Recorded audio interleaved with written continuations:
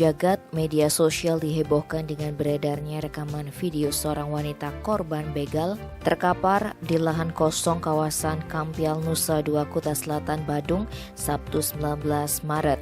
Bahkan wanita itu sempat dikabarkan tewas. Dikonfirmasi terkait kejadian ini, Kanit Reskrim Polsek Kuta Selatan AKP Ana Agung Made Suwantar menerangkan korban bernama Yasmin Alona Liberasi yang tinggal di sekitar lokasi kejadian, tempatnya di Perum Mutiara Kampial, lingkungan Menese. Wanita berusia 26 tahun itu ditemukan dalam kondisi terkapar oleh warga sekitar pukul 4.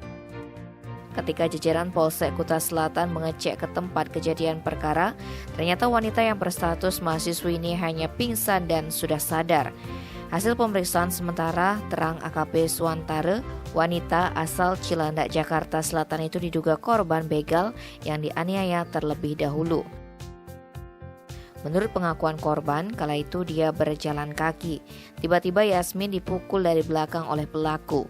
Ketika tak sadarkan diri, barang-barang miliknya diambil, diantaranya ponsel iPhone 6. Polisi masih mendalami kasus ini lantaran tak ada saksi. Begitu juga pemeriksaan terhadap CCTV di seputaran TKP, hasilnya masih nihil.